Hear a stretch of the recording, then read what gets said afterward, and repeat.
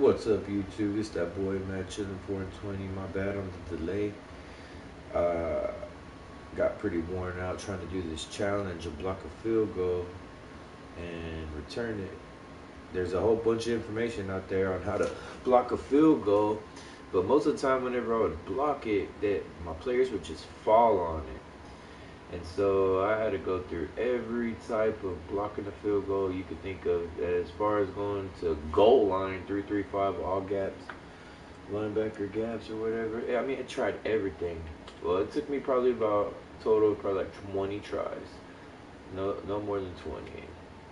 I lost count honestly, but I was trying different blocking schemes and everything. So what I found out was if you go to the all block and you watch that clock right there.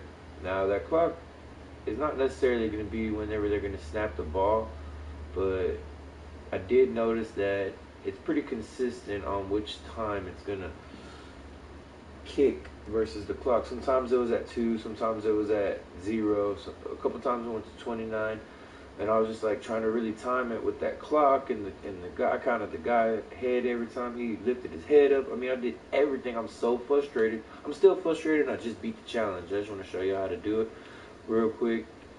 So what I noticed was right before the kicker kicks, if you're moving around on the outside edge and the kicker goes to kick, you can't move. So that's your first sign that they're about to kick the ball. The way you get that speed to come off the line like that, I thought, you had to have a speedy player. I put my Ramsey in there, I put Slay. I mean, that's Gilmore, the Gauntlet legend. And all I did was notice. I had to really time it, and you see the clock is at 32 in the background. Well, that was because prior to this they were doing it at 30, then they went to 31, and now they're at 32.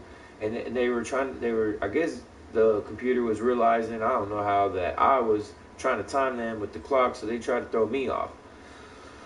So as soon as you hit R2, when you know you can't move no more, you hit X automatically. And boom, there goes that speed. That's how I got that speed. I just hit X that one time as soon as I bursted with R2, when I realized I couldn't move no more. I didn't even look at the clock, but it's funny that it's at 32 because that's when I knew I was having to jump.